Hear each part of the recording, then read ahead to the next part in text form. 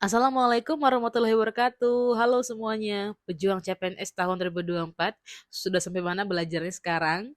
Yang sekarang juga lagi mempersiapkan berkas atau juga yang sudah start belajarnya, aku ucapin apa ya, semangat yang pastinya karena waktu tes akan sebentar lagi, ini udah mau akhir Januari dan besok mau masuk bulan Februari, dan kali ini aku bakal menepati janji aku seperti di video yang kemarin teman-teman.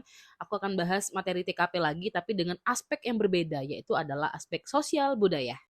Oke, jadi materi TKP sosial budaya ini, tujuan materi ini adalah teman-teman untuk mampu beradaptasi tentunya ya dan bekerja secara efektif dalam masyarakat majemuk ya, majemuk yang terdiri atas beragam agama, suku, budaya dan sebagainya.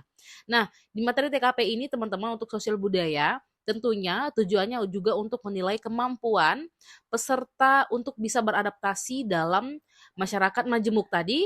Kemudian yang artinya ini adalah dalam aspek ini teman-teman, peserta dituntut untuk bisa memilih jawaban yang menunjukkan sikap menghormati, kemudian toleransi, tenggang rasa dalam menghadapi keragaman agama, suku, budaya, dan lain-lain.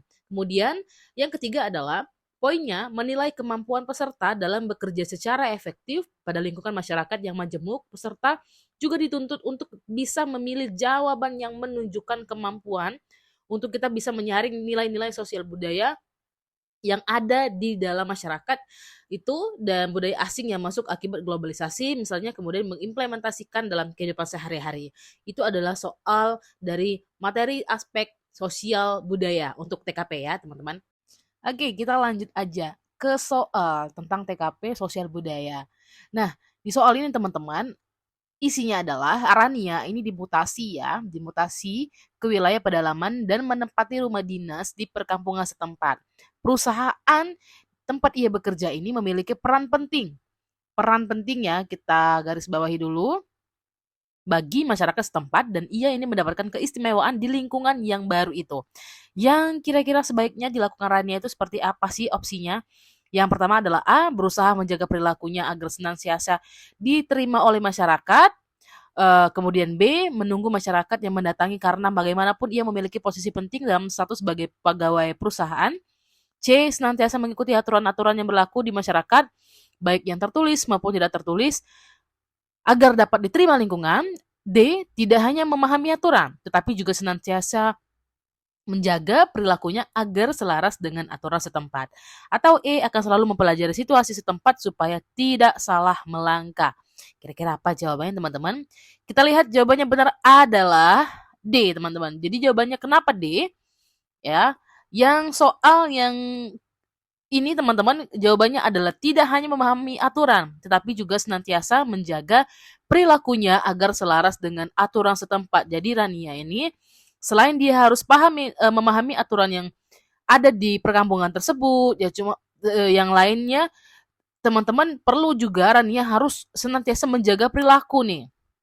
Ya, perilaku selaras dengan aturan setempat. Jadi biar menyesuaikan, karena kita kembali lagi ke sosial budaya harus menyesuaikan ragam suku budaya tempat kita bekerja. Nah, kalau opsi yang C ini benar sih, agak-agak mirip antara C dengan D karena memang poinnya yang C ini adalah 4.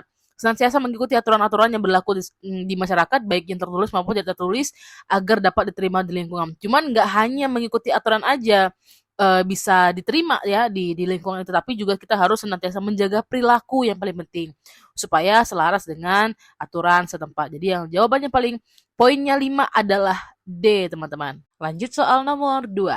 Rory ini mencalonkan sebagai kepala daerah atau menjadi kepala desa, bukan kepala daerah ya. Nah, di suatu daerah di Indonesia.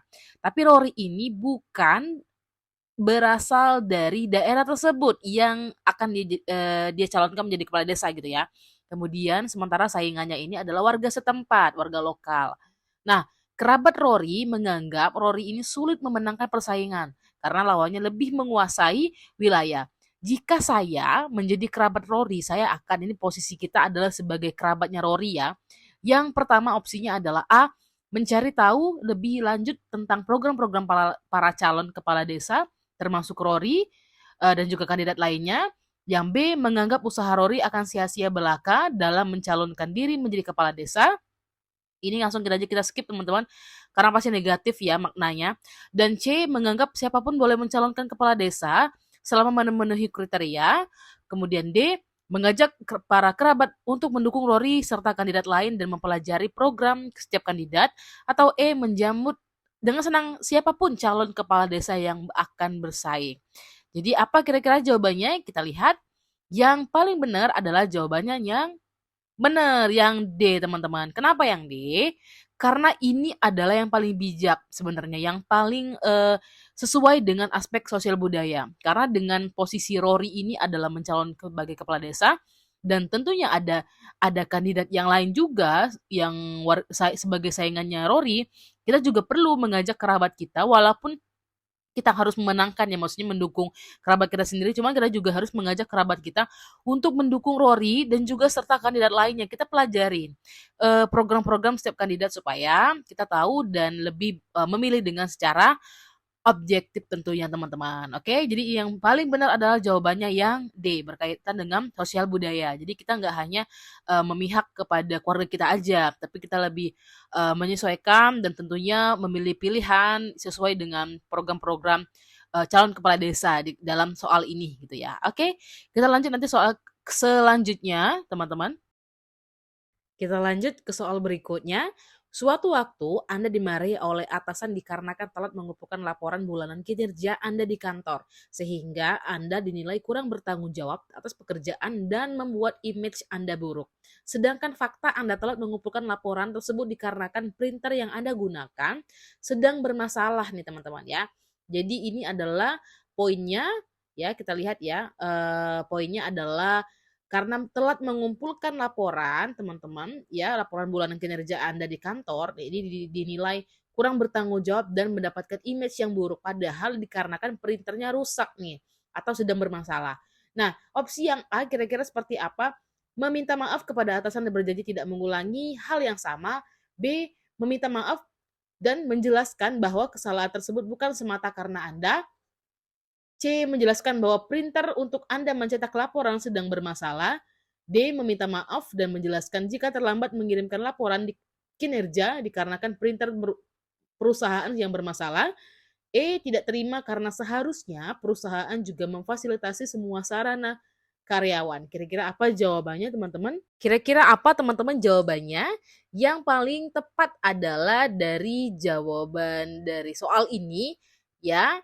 Nah, jadi dengan kasus jadi printer ini karena rusak ya, sedang bermasalah, sedangkan Anda harus membuat laporan kinerja di kantor dan takut apa ya, dinilai kurang bertanggung jawab dan mendapatkan image yang buruk, maka yang sebaiknya harus kita kita lakukan untuk melaporkan hal ini kepada atasan kita adalah yang paling benar jawabannya adalah yang D, teman-teman. Jadi kita harus meminta maaf dulu ya, meminta maaf dulu, kemudian harus menjelaskan juga. Selain meminta maaf, kita juga menjelaskan kalau terlambat membuat laporan atau mengirimkan laporan kinerja tersebut dikarenakan printer perusahaan yang bermasalah. Ini yang paling tepat ya teman-teman ya.